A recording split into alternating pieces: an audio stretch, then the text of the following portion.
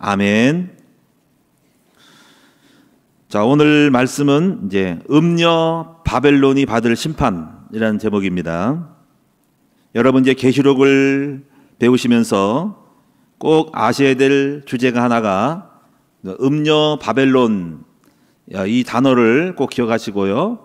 적어도 우리가 교회 다니면서 계시록을 한 번도 배움을 받지 못했다, 우리 목사님이 계시록을 안 했다라고 하는 말이 없도록 하길 바라고, 여러분이 그 계시록 중에서 한 번도 들어본 적이 없다 하는 말을, 특히 음녀 바벨론이 뭔지도 모르면은 이 큰 문제 여러분이 난처한 거예요.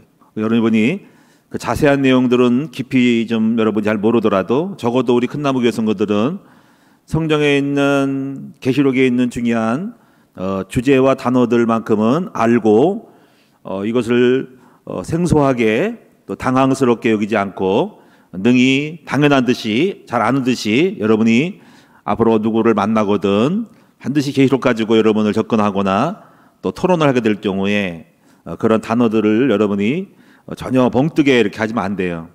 그래서 오늘 여러분이 꼭 명심할 것은 음녀 바벨론에 대해서 누군가가 말할 거예요. 음녀 바벨론에 대해서 꼭 있고, 계시록을 공부한 사람들은 그 음녀 바벨론이 무엇인지 이거를 여러분이 알아야 됩니다. 그래서 이 계시록에는 음녀 바벨론에 대한 이야기가 주로 나오는 것이 17, 18장이에요. 그래서 17장에는 음녀 바벨론의 정체에 대해서 말씀하고 있고, 18장은 지금 읽지 않았지만은 거기는 이 음녀 바벨론이 심판을 당해가지고 망해가지고 지금 난리가 나는, 지금 울고 떨고 뭐 이런 내용들이 지금 여기에 지금 18장에 담아 있어요. 그래서 17장, 18장 이런 것이 음녀 바벨론이다는 것입니다. 그래서 오늘 여러분이 이제 아실 것은 이 음녀 바벨론은 인류의 마지막 최후에 여러분이 심판, 예수님의 재림과 함께 일어나는 것이 그 일곱 대접이에요. 일곱 대접. 마지막 대접 때 큰 지진이 난다. 지진이. 그래서 그 지진으로 인해서 이 음녀 바벨론 성, 이 세상이요. 이 세상이 다 망한다. 그러면 그것은 지진으로 망하는 거예요. 일단은 땅이 꺼지고 지진 나니까는 건물이 무너져. 그러니까 여러분이 이 건물이 무너지고 땅이 초토화 되는 것은 세상이 망하는 거예요. 그래서 꼭 명심할 것은 여러분이 마지막 때는 세상에 이 천지가 개벽한다.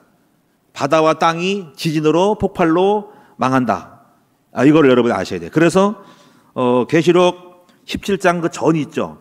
이 17장 전에 16장 17절하고 21절이 그 마지막 대접 때에 일어날 지진을 말하고 있어요. 그거를 보시고, 그래서 17장은 그 지진으로 인해서 망하는 내용이 17장, 18장이라는 거예요. 그러니까 16장에서 잘 보여주고 있어요. 그걸 한번 보겠습니다. 자, 16장, 17장 바로 전의 말씀. 이것 때문에 망하는 거예요. 이것이 음녀 바벨론 제국을 멸망하는 겁니다. 자, 17절을 제가 읽어보겠습니다. 21절까지.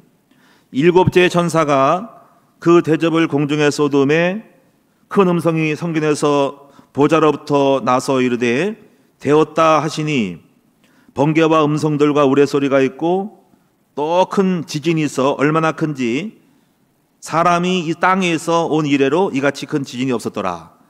지금 지진 강도가 무슨 7도, 8도면 막 엄청난 일이잖아요. 근데 이거는 모르겠어요. 20도인지 30도인지 모르겠지만은 어마어마한 지진이 나는데 세상의 진가리 지구상에 존재하는 때로 이것만큼 큰 지진이 없었다니 얼마나 큰지는 상상이 안 가.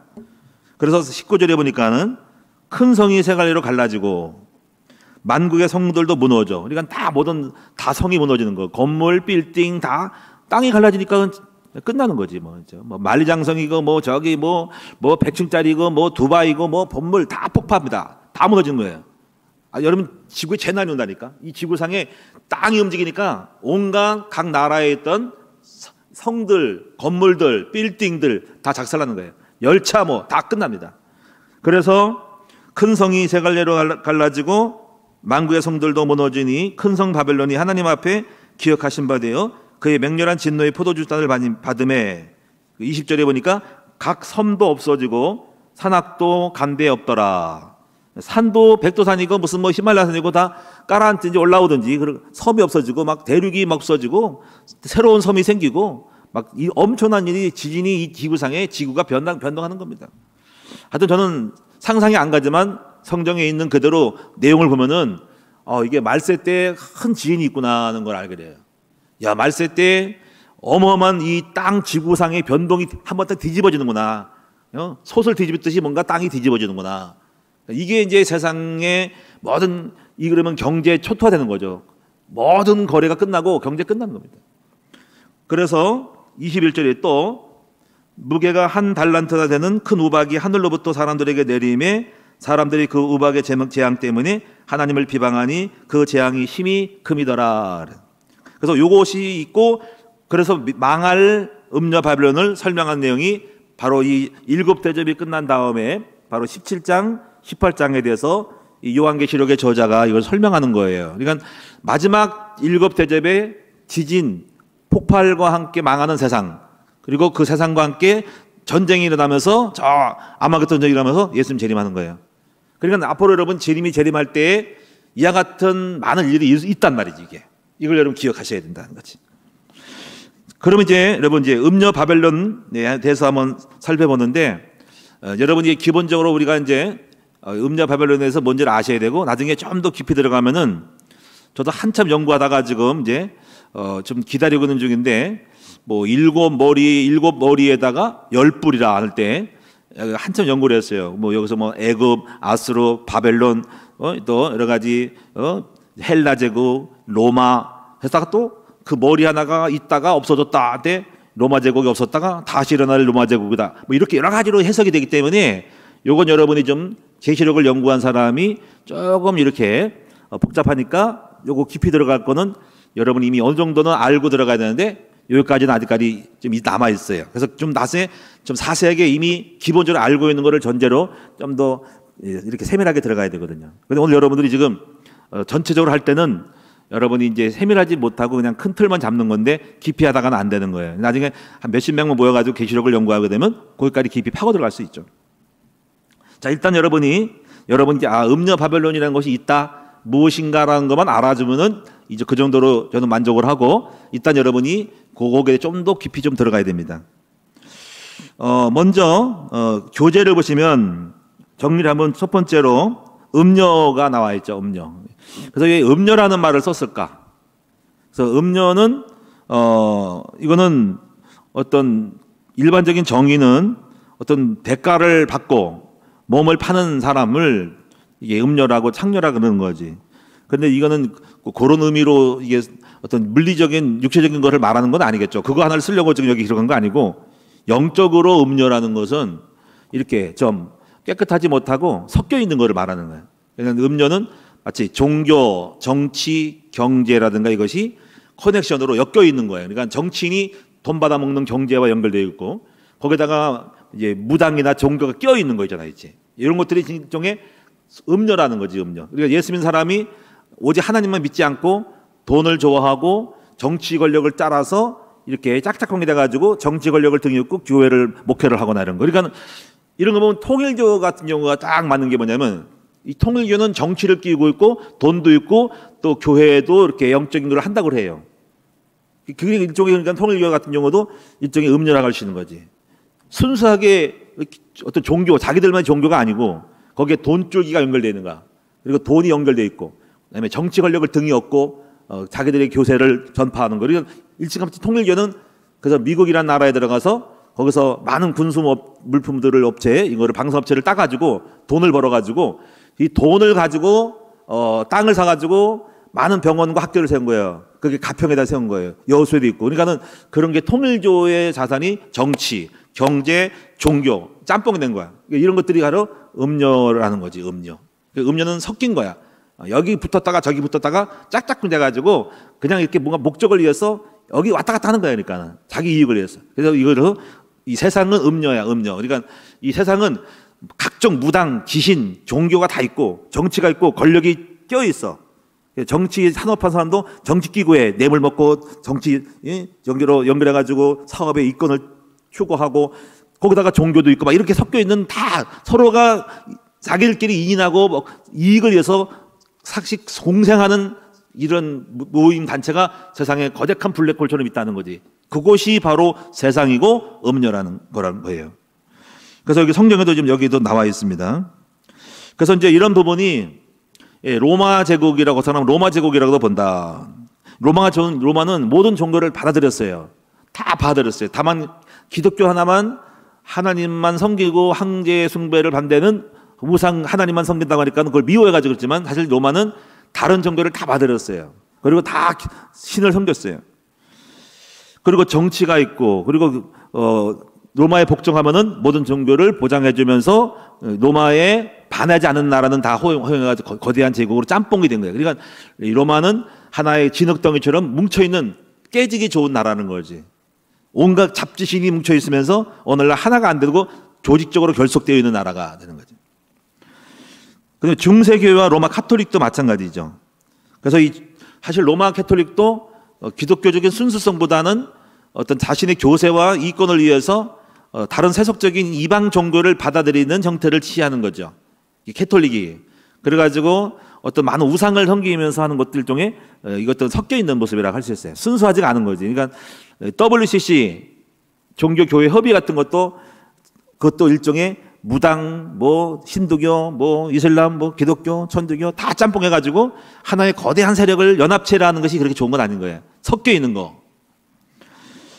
그 다음에 이단들 있고, 그리고 또 이제 이 세상이 이제 마지막에 일어날 가장 강력한 음녀 바벨론이다. 그러니까 이 세상 자체가 바로 음녀 바벨론이다. 이 세상이. 자, 근데 두 번째를 보도록 하겠습니다. 두 번째는 큰 음녀는 붉은빛 짐승을 타고 있다. 3절과 6절이니까는 여기 성령으로 나를 데리고 강야로 가니라 내가 보니 사도 요한이 환상을 보는데 여자가 붉은빛 짐승을 탔다. 이 붉은빛 짐승에 대한 이 음녀 바벨론이라는 것은 영상으로 나중에 나오지만 너무 흉악해가지고 여자가 짐승을 타고 있고 술잔을 들고 머리 7뿔날인 7머리에다가 머리가 7된 짐승에다가 뿔이 10달린 이런 그림들이 많이 있어요. 그 옛날에 루터 성경에도 이런 그림들을 그려서 많이 책에다가 성경책에 이렇게 부가적으로 나왔었어요. 나중에 한번 언제 시간 되면은 이 짐승을 탄 7머리, 머리가 7에다가 뿔이 10달. 얼마나 흉악해서 여자가 딱 있는 거. 이런 그림들이 많이 떠 있어요. 인터넷에 써 있어요. 자, 그래서 여기서 짐승을 보는데 성경은 이 사탄 마귀를 짐승이라고 하죠. 이 짐승 같은 놈 그러잖아. 그렇지? 근데 보면은 여기서 공통적인 거를 나중에 좀 성경을 왔다 갔다 연결하는 게 뭐냐면 7머리 10뿔이 나오거든요. 여기도 나와요.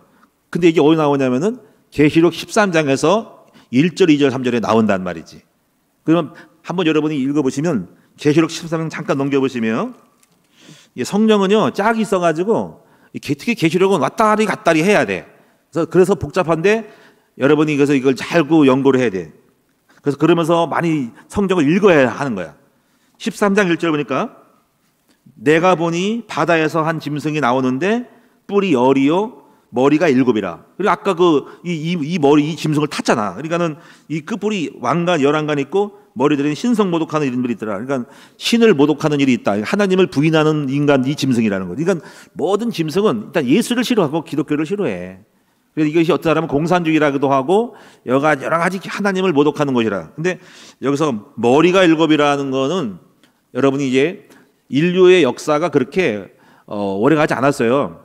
지금 인류 역사가 65억이지만은 몇백 년 미국만 해도 200년 전에는 인구가 250만 명밖에 안 됐어요. 지금은 2억 3천인가 되는데 많이 몰렸는데 지구가 100년, 200년, 300년은 전 세계 인구가 얼마 안 됐다는 거지. 그냥 인류 역사가 그렇게 오래되지 않아요. 그래서 역사적으로 제국을 볼 때는요.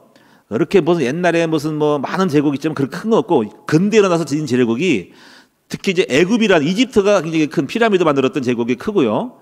그 이후에는 아시리아라는 제국이 근대적으로 보면 역사가 있어요. 물론 중국이나 한국 같은 경우도 있지만 그전에는 큰 제국이 없었어요. 그냥 다 소수 민족이고 작았어요. 그런데 역사적으로 큰 제국은 애굽, 이집트, 그 다음에 아시리아, 이게 제국이란 말을 써. 근데 바벨론, 아시리아, 메데, 페르시아, 바벨론 제국, 그 다음에 헬라 제국, 그 다음에 로마 제국, 이렇게 쓰는 거예요. 그래서 이렇게 해서 근대적으로 일어난 제국을 이런 나라들을 합해서 7머리라고 하는 거 볼 때 역사적으로 일어난 세상의 정부를 다 그 정부들은 하나님을 모독하고 큰 세력을 가지고 있는 정말 그 권력을 가진 집단들이 제국인 거예요. 그러니까 여기서 이 하나님 봤을 때 짐승은 한 존재라기보다도 그 일곱 머리라고 하는 것은 세상에서 나타났던 제국들의 통칭적인 하나의 어떤 존재감들을 짐승이라고 표현한 거예요. 그러니까 지금 이 제국들이 지금 역사적으로 큰 나라들이 짐승이라. 그 나라들은 이제 하나님 모독하고 자기들이 우상 섬기고 자기들이 최고라고 했던 거니까 지금 이제 이게 환상을 보는 것이 짐승이 바로 세상에 나타났던 하나의 권력 기관들을 말한다는 거지. 근데 문제는 뭐냐면 마지막에 이 짐승이 나타나는 것은 최후에 일어날 수 있는 짐승은 과거의 헬라나 로마가 아니라 마지막 일곱 머리 중에 한 머리가 죽었다가 다시 살아나는데 이게 계시록 보면 여덟이 된다, 여덟. 근데 사실 여덟째가 아니라 일곱째였는데 다시 죽었다가 다시 살아난 존재니 일곱이나 여덟이 똑같다는 건데 이거를 어떤 사람들은 로마라 그래, 로마. 그래, 로마가 굉장히 역사적으로 큰 머리였는데 로마가 깨졌어요. 로마가 동서나라로 갈라지면서 지금 뭐 스웨덴, 핀란드 뭐 이런 나라들이 전부 이탈리아다가 사실 로마이거든요. 그게 깨져가지고 각 나라로 독립한 거거든요. 그런데 어떤 사람들은 이 로마가 다시 큰 로마가 된다는 것이 뭐냐면 이거를 신성 로마라 그래요. 다시 말하면 로마가 합병한다는 거지. 다시 말하면 흩어졌던 구로마들이 다시 연합해서 이거 EU 있죠. 유럽 연합체.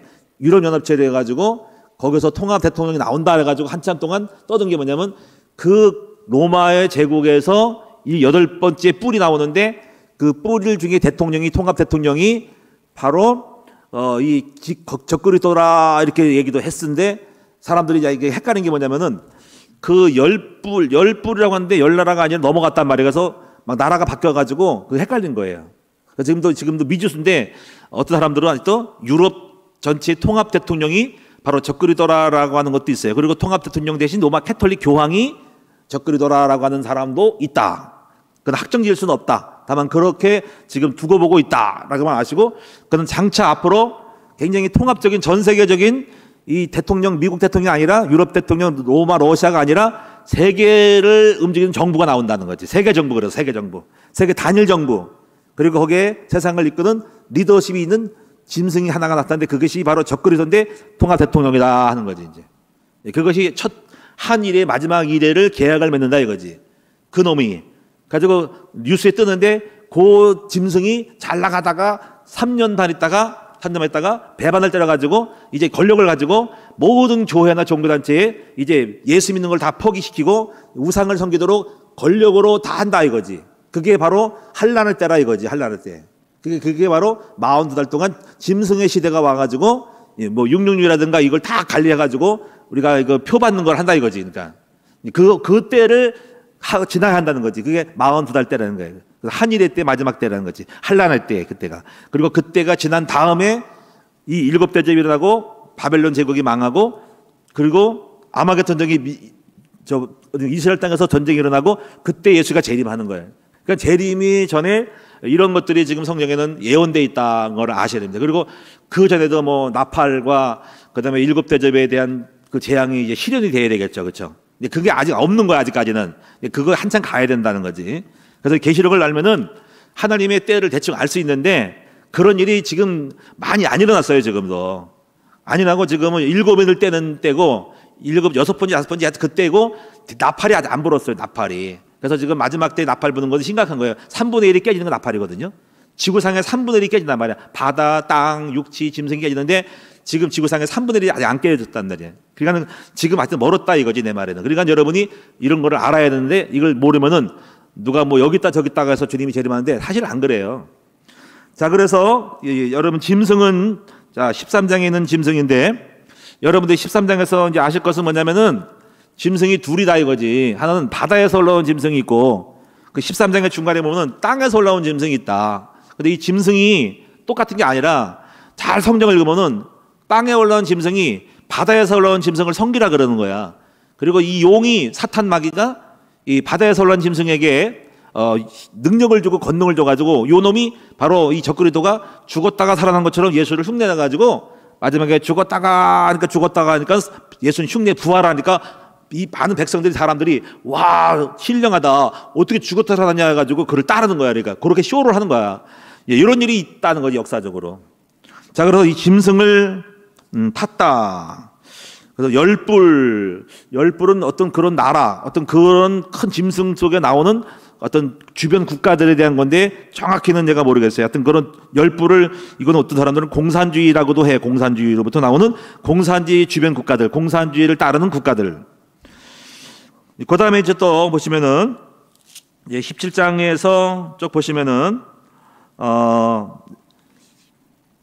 여기서 보면은 15절에 보니까 또 천사가 내게 말해. 17장 15절. 네가 본 바 음녀가 앉아 있는 물은 백성과 무리와 열국과 방언들이니라. 그러니까는 백성, 무리, 열국, 방언이니까는 이거는 전 세상을 말하겠죠. 그러니까 세상을 깔고 물은, 세상은 바다를 상징해요. 항상 바다에서 깔고 거대한 세상 정부 짐승 국가, 뭐 아수르니 바벨론이 하고 마지막에 적그리도가 그 모든 세상 정부를 움직이는 한 짐승 마리로 일곱 머리 열불은 지금까지 일어났던 세상 정부를 말하는 건데, 거기에 여자가 탔다는 것은 과거로부터 여자가 탄 거야. 아수르로부터 여자가 탔고 아수르 바벨론 타가지고 마지막에는 그렇게 거대한 모습으로 전 세계적인 역사적으로 일어나는 짐승 정부를 사도 요한이 딱 봤다 이거지. 세상, 한마디 세상이야. 세상. 그래서 이제 그런 모습을 보고, 그 다음에 여자에 대해서 한번 살펴보겠습니다. 큰 음녀의 여자의 모습은 17장 4절부터 6절까지 있는데, 여기 보니까는 뭐라고 되냐면 4절 보면은 여자는 자줏빛과 붉은빛 옷을 입고 금과 보석과 진주로 꾸미고 손에 금잔을 가졌는데 가증한 물건과 그의 음행에 더러운 것들이 가득하더라. 그러니까 이거 보면은 여자가 굉장히 사치스러운 모습을 갖고 있죠. 그러니까 세상은 너무 사치스럽고 화려하고 빛가번쩍 하잖아요. 그렇죠? 예. 그래서 오늘날의 물질주의나 세속주의, 이로 인한 수많은 어떤 화려한 세상의 어떤 어떤 많은 물질의 번영의 모습들을 이 여자로부터 상징하고 있는 거죠. 금은, 보석, 옷들, 사치스러움이죠. 그 다음에 여기 여자가 4절에 보니까 술잔을 들고 있다. 이 술잔. 여기 술잔은 이제 포도주잔이라 그러는 거지. 포도주잔. 여기 그 여자가 자줏빛과 붉은빛을 입고 금과 보석과 진주를 꾸며 손에 금잔을 가졌는데, 여기서 6절에 보시면은 또 내가 보매 여자가 성도들의 피와 예수의 증인들의 피에 취한지라 내가 그 여자를 보고 놀랍게 여기고 놀랍게 놀라니라. 그러니까는 이 피란 말이야.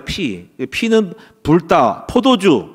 이 포도주잔에 여자가 들고 있는 포도주잔이 붉은 포도주잔이래. 근데 이 포도주가 뭐냐? 이 포도주가 어디 포도로 난 게 아니라 피라 이거지. 근데 그 피잔이 뭐냐면 성도들의 피와 예수의 증인들의 피. 그러니까 이거는 많은 성도들 여기서 죽은 거야. 그러니까는 이 음료를 사랑하고 세상을 사랑하다가 믿음을 팔아먹어가지고 빠져 죽은 거지. 그러니까 믿음 까먹고 다 지금 탈선하고 타락한 사람들을 거기에서 성도들의 피를 빨아먹은 여자애.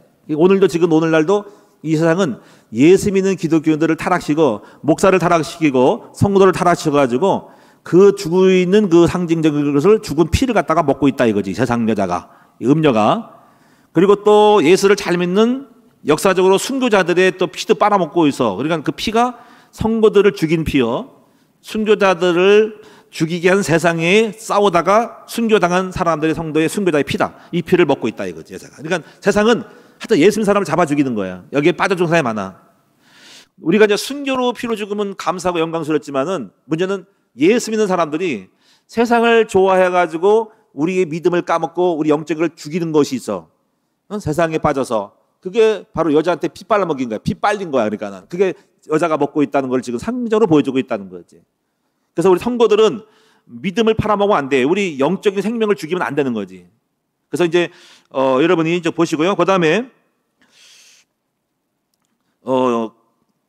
보실 게 뭐냐면 16절을 보시면은요. 이것도 좀 주목해 보세요. 16절. 자, 17장 16절.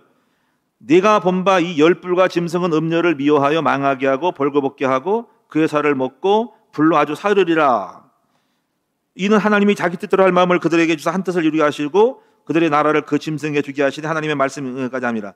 이 열불과 짐승은 이제 세상 정부거든요. 정치 권력인데 이 음녀라는 어떤 정제라든가 종교적인 거를 이용해 먹다가 이 정치 권력이 갖고 노는 거예요, 음료를. 어떤 형태인지는 여러분 자세하게 좀 보시면 다만 암시하는 것은 뭐냐면 자기들끼리 지금 배반을 때리고 있다 이거지. 정치 권력이 다 종교, 정치, 경제를 이용해 갖고 있고 나중에 다 불사른다는 표현은 빨가벗긴다는 것은 뭐냐면요. 지금 이 권력자들이 적그리스도가 다 세상의 것들을 이용해 먹고 그들 이용당하고 있는 거예요. 세상 정부, 세상 종교 다 이용받고 있는 거지. 자, 그래서 이것도 하나님이 허락한 것이다라고 하는 것도 보시고요. 그다음에 이제 18절을 보면은 그래서 한마디로 말하면 또 네가 본 그 여자는 땅의 왕들을 다스리는 큰 성이라. 그러니까 큰 성들이 하나의 여자라고 볼 수 있는 거죠. 자, 그다음에요. 18장을 좀 넘어가서 아까 읽지 않았지만은 이 음녀에 대해서 좀 더 살펴봅시다. 18장 2절을 보겠습니다. 자, 18장 2절. 힘찬 음성으로 외쳐 이르되 무너졌도다 무너졌도다 큰 성 바벨론이여 지신의 처소와 각종 더러운 영이 모이는 것과 각종 더럽고 가증한 새들이 모이는 것이 되었다. 이게 귀신의 처소로 각종 더러운 영은 온갖 잡종교가 모이는 거야. 귀신의 영, 더러운 새들, 불교, 이슬람교, 무당, 별 것들 다 힌두교, 무당 굿하는 것들 다 여러 가지 각종 무상 귀신 단지들이 다 모여서 이 가증한 새들, 그러니까 잡다한 종교들, 일본은 800만 신들, 힌두교, 엄청난 신들이 다 짬뽕이 먹는 세상에 깔려 있다 이거죠.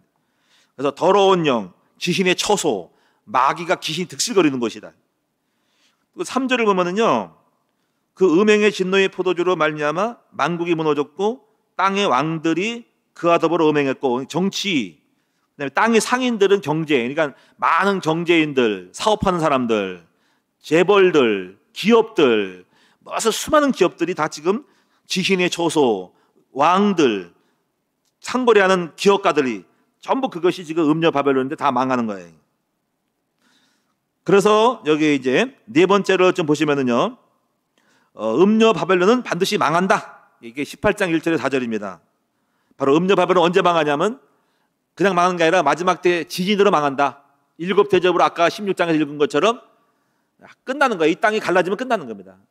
주식시장, 건물, 빌딩, 일단 건물이 무너지면 다 끝나요. 이게 이제 경제가 파탄 나는 겁니다. 세상 경제가 좋을 시에 다 망해, 건물이 다. 왜냐면 땅이 뒤집으니까 뭐가 있겠습니다. 경제활동, 공장 다 끝나는 겁니다. 나라, 국정 자체가 없어집니다. 그래서 망한다. 그래서 18장 9절과 15절을 읽어보겠습니다. 18장 9절과 15절. 8절부터 읽게요. 8절. 그러므로 하루 동안에 그 재앙들이 이르니, 이제 하루 동안이에요. 그러니까 오랫동안 그러는 게 하루아침에 지진이 확 나면 끝나는 거니까 하루 동안이지 하루 동안에 갑자기 다 난리 나는 거야. 어제 잘 살았는데 갑자기 오늘 폭파해가지고 땅이 가라앉으니까 끝나는 거야. 그래서 사망과 애통과 흉년이라 그가 또한 불에 사라지리니 그를 심판하시는 주 하나님은 강한 자. 이 음녀 바벨론은 하나님의 심판이에요. 이 세상을 하나님이 심판하는 거예요. 9절. 그가 함께 음행하고 사치하던 땅의 왕들이 그가 불타는 영들을 보고 이하여 울고 가슴을 치고, 왕들이 지금 탄식하고 통곡을 하는 거지. 그의 고통을 무서워하여 멀리서 이르되 하있다 큰 성 견고한 바벨론이여 한 시간에 네 심판을 이뤘다. 한 시간에 끝나. 땅의 상인들이 그를 해 울고 애통하는 것과 다시 그들의 상품을 사는 자가 없다. 이 말은 거래가 끝나, 무역이 끝나, 장사를 할 수 없는 거지. 그래서 9절에 보니까는 그 상품은 금과 은과 보석과 진주와 세마포와 자주 옷감과 쭉 나오죠. 비단과 옷감, 그다음에 18절 계피, 향료 쫙 끝나. 그리고 사람까지 영혼까지. 14절에 바벨론아 네 영혼이 탐하던 가일이 네게서 떠났으며 맛있는 것들과 빛난 것들이 다 없어졌으니 사람들이 결코 이것들을 다시 보지 못하고 세계 정부 경제가 끝나. 세계의 경제 끝나. 15절에 바벨론으로 말미암아 치부한 이 상품의 상인들이 고통을 무서워하여 멀리서 긁어 이르되 하있다 큰 성이여 세마포 옷과 자주 옷과 붉은 옷을 입고 금과 보석과 진주로 꾸민 것인데, 자 17절에 그러한 부가 한 시간에 쫄딱 망했다. 모든 선상과 각처를 다니는 성객들, 바다의 그 어선들, 여객선들이, 무역선들이, 선원들과 바다에 일하는 자들이 멀리 서서 그가 불타는 연기를 보고 외치르되 이 큰 성과 같은 성이 어디냐 하면서. 여러분 지금 많은 그 물건들은, 해외 물량들은요 비행기도 다니지만 거의 배로 이 물동량이 가거든요. 이 물동량이 움직이는 거예요. 항구에서 배로 가는 거예요. 우리나라도 HMM이 물동량 굉장히 큰 회사잖아요, 그렇죠? 그 많은 배들이 지금 바다 태평양과 여러 가지 겁니까 지금 중국 연안 쪽으로 그 대만 해협 쪽으로 지나가거든요. 그래서 물건이 왔다 갔다 하는 거예요. 그러니까 그 여객의 무역이 끝납니다. 모든 해외 물품들이 바다에서 오는 거예요. 그래서 19절에 티끌을 자기 머리에 뿌리고 울며 요통하며 이르되 하였다 하였다 이 건성이여 바다에서 배부르는 모든 자들이 너희의 보배로운 상품으로 치부했더니 한순간에 망했다. 무역도 끝나니까 망한다. 이제 무역이 안 돼. 하늘과 성도들과 서들과 선자들과 그로 말미암아 우리는 즐거워하래. 하나님이 너희를 위하여 그에게 심판을 행하였다. 그리고 21절에 큰 성 바벨론이 비참히 던져 보이지 않는다. 22절에 풍류 검은 거 타고 노래하는 거 이게 놀고 먹고 두드려 부시고 하는 거 다 끝난다는 거야. 23절에 등불빛이 결코 다시 네 안에 비치지 아니하고 신랑과 신부의 음성이 결코 네 들리지 않는다. 너희 상인들은 땅의 만족들이라 네 복술로 말미암아 만국이 미혹됐다. 이 상인들이 복술이지. 이건 지금 이제 복채야. 지금 이제 상인들이 장사해 먹는 거 모든 것이 복술이래. 무당이 복채, 철학가들이 복채만 복채가 아니라 이 땅의 장사꾼들이 복채로 말미암아 수많은 사람이 거기 말려가지고 막 돈 거래하고 막 거기 죽기도 하고 슬퍼하고 울기도 하고 자살도 하고 막 서로 싸우고 물고 뜯고 이게 전부 복채라는 거야. 이 복술로 말미암아서 돈놀이하는 복술로 말미암아 이게 끝났다는 거지. 하나님 볼 때는 다 지저분한 거야. 이 세상 경계로 인해서 수많은 영혼이 죽어가고 할고 영혼을 망하게 하고 망하고 슬프고 울고 서로 물고 뜯고 죽이는 전쟁이라는 모든 것들이 전부 복술이라. 복술. 이렇게 하나의 무당하는 복술처럼 보는 거예요, 하나님이. 그래서 하나님 마지막 딱 때려버리는 거예요, 심판하는 거예요. 그래서 24절에 보니까 선지자들과 선거들과 및 땅 위에서 죽임을 당한 모든 자의 피가 그 성중에서 발견되었느니라. 그러니까 하나님 백성들의 피의 그 원수를 신원해 주는 거예요. 그리고 19절에 보니까 이게 중요한 19장에 이 일 후에 이거 후에 19장에 할렐루야 주님이 재림하잖아요. 여기서 19장에 지금 재림이 오는 거예요. 19장에 쭉 재림장이란 말이에요. 6절, 7절, 8절이 하나님이 하늘에서 공중에 내려오셔서 하얀 세마포를 입고 성도들과 함께 내려오는 거예요. 19장이 재림장이에요.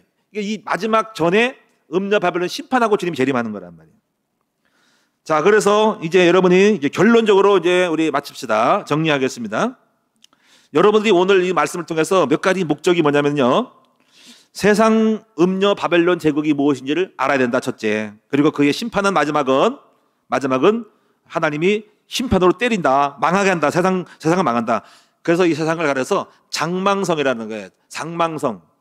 장망성은 장차 망할 도성이라 그거예요.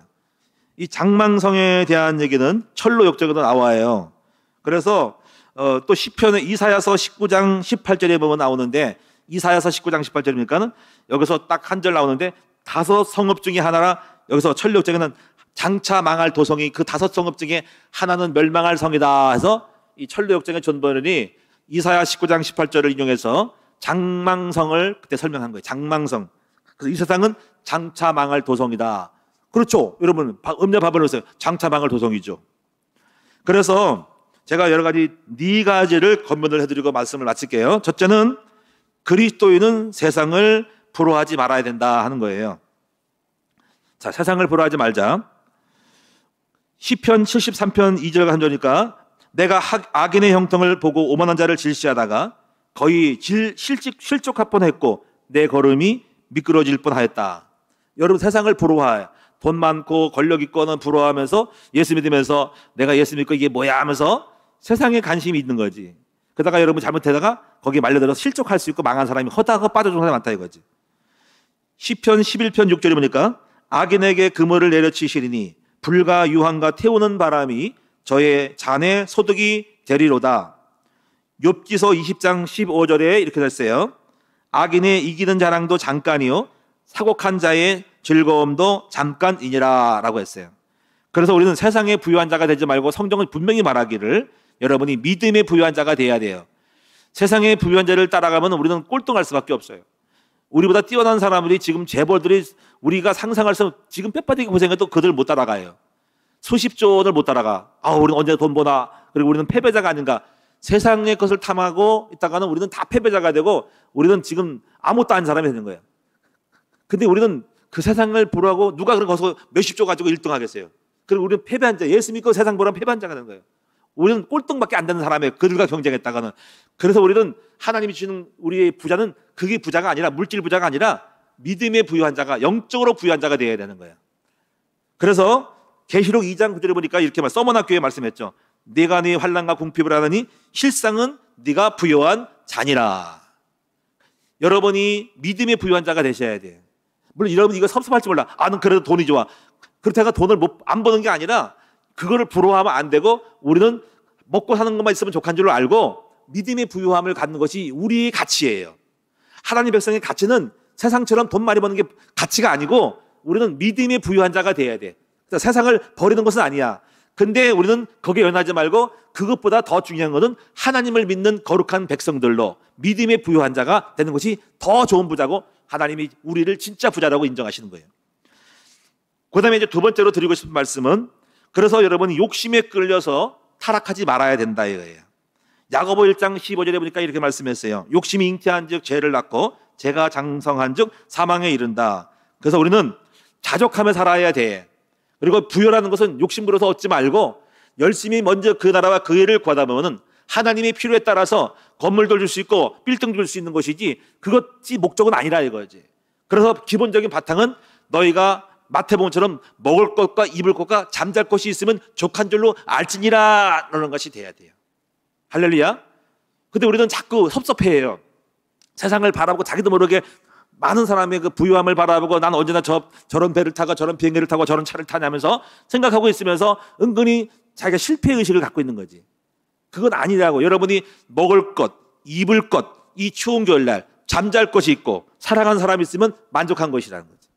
그래서 여러분이 집에다가 무슨 양식을 갖다가 고기 덩어리를 갖다가 산천 싸놓는다 해가지고 그걸 아침 먹을 수 있어요?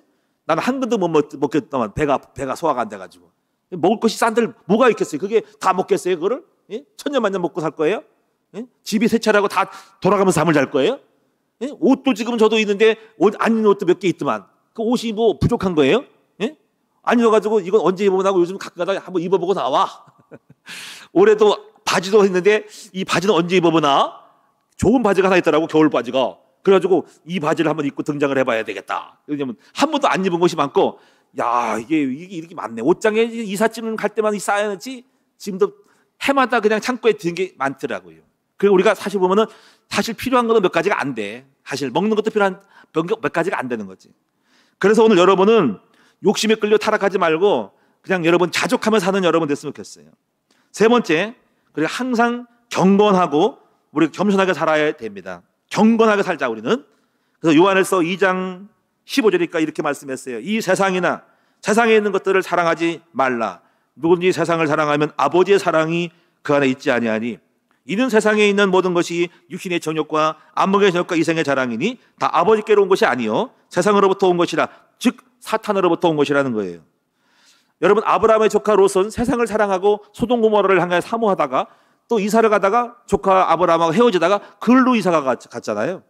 나중에 어떻게 됐습니까? 거기에 재난이 와가지고 화산이 폭발해가지고 소금기둥이 부인이 소금기둥 되고 가지고 쌓아놨던 재산은 다 날아가 버리고 나중에 거기서 이 두 딸들이 못된 소돔 고모라 성에 동성애에 해가지고 아버지랑 동침해가지고 그렇게 모압과 암몬 자손을 낳은 것을 볼 때 그 집안은 끝장난 집안이고 완전히 쪼개진 집안이라고 할 수 있어요.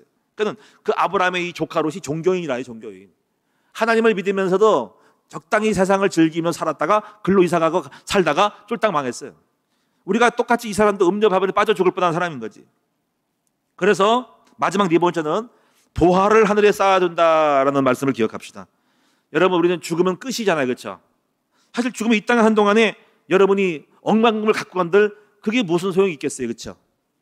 보물을 하늘에 쌓아놓고 해야 되고 내가 죽을 땐 다 가져가지도 못하는 거예요. 수십만 평의 땅을 가져가지도 못해요. 물론 후손이 물려주겠죠. 그래서 마태복음 6장 19절에 이 땅에 있는 동안에 이렇게 성경은 말씀해서 네 보물을 하늘에 쌓아두라. 거기는 동록이 세하지 않는다고 말씀했어요. 보물 있는 곳에 네 마음도 있다고 그랬어요. 저는 그래서 이것이 바로 우리가 보물을 하늘에 쌓아놓고 가면은 바로 그것이 우리에게 보험이 돼가지고 하나님이 기억하셨다가 우리의 후대들을 갖다가 재난과 환난에서부터 보호해 주신다는 것을 믿으셨으면 좋겠습니다. 자, 그래서 우리는 믿음을 물질을 아니라 믿음을 유산으로 남겨줘야 됩니다. 물론 물질도 남겨주면 좋겠지만은 그보다 더 큰 것은 믿음 유산 안 물려주고 물질 남겨주면 그건 실패한 인생이라고 할 수 있어요. 근데 가만히 보면은 물질은 하루아침에 남겨줄 수 있어요. 오늘 내일 죽으면 오늘 유산을 남겨주면 되지만 믿음은 하루아침에 못 남겨줘. 내가 여기서 내가 내일 죽으니까 오늘 밤에 다 자네들아 모여라, 믿음을 남겨둬라, 예수를 믿어라, 그렇게 남겨준다고 말한다고 가지고 성령책을 부른다고 믿음이 가져요? 아닌 거예요. 믿음은 살면서 남기는 거라고 생각을 해요. 끝장 끝나가서 못 남겨집니다. 그때 소용없어요. 물질은 남겨줘. 그냥 바로 그냥 설 쓰고 그냥 가서 그냥 서로 만들어서 공중해버려 끝나는 거예요. 근데 믿음은 평상시 남겨줘야 하는 거예요. 절대로 속일 수가 없어요. 자, 여러분 마지막으로 성경 한 구절 읽고 마치도록 하겠습니다. 제가 좋아하는 성경 구절 시편 33편 12절부터 22절을 읽고 마무리하고 끝내겠습니다. 자, 시편 찾아봅시다. 시편 33편입니다. 좀 내용이 긴데 한번 그냥 읽어보겠습니다. 너무 멋있고 아름다운 말씀인데요. 자, 이거를 우리가 거룩한 마음으로 읽어봅시다. 우리는 하나님의 백성입니다. 세상을 좋아하지 않습니다. 우리는 거룩하게 삽니다. 세상에 부유한 자를 재벌들을 부활하지 않습니다. 자, 12절부터 22절 한번 쭉 읽어봅시다. 다 같이 한번 씩씩하게 시작. 여호와를 자기 하나님으로 삼은 나라 곧 하나님의 기업으로 선택된 백성은 복이 있도다. 여호와께서 하늘에서 굽어 보사 모든 인생을 살피시며 곧 그가 거하시는 곳에서 세상의 모든 거민들을 굽어 살피시는도다. 그는 그들의 모두의 마음을 지으시며 그들이 하는 일을 굽어 살피시는 이로다. 많은 군대로 구원 얻은 왕이 없으며 용사가 심히 세어도 스스로 구원하지 못하는도다. 구원하는 데는 군마는 헛되며 군대가 많다 해도 능히 구하지 못하는도다. 여호와는 그를 경외하는 자 곧 그의 인자심을 바라는 자를 살피사 그들의 영혼을 사망에서 건지시며 그들이 굶주릴 때에 그들을 살리시는도다. 우리 영혼이 여호와를 바라며 그는 우리의 도움과 방패의 실이로다. 우리의 마음이 그를 즐거워하며 우리가 그의 성호를 의지하였기 때문이로다. 여호와여, 우리가 죽기에 바라는 대로 주의 인자심을 우리에게 베푸소서. 아멘. 기도합니다. 여호와를 하나님으로 삼은 나라 곧 하나님의 기업으로 선택된 백성은 복이 있도다 하신 말씀처럼 우리는 여호와의 기업이요 우리 하나님은 우리의 하나님이시며 우리는 하나님의 백성임을 믿습니다. 아버지, 음녀 바벨론을 보았습니다. 우리는 계시록에서 보여주는 장차 망할 이 장망성을 사모하지 말고 거기서 빠져나와서 거룩한 믿음을 지키는 거룩한 하나님의 백성으로 살자여 주시옵소서. 그의 지혜에 참여하지 말게 하시고 그가 당하는 고통을 당하지 않는 거룩한 백성으로 아버지 구별되는 삶을 살도록 우리를 만들어 주시옵소서. 예수님의 이름으로 축복하며 기도드립니다. 아멘.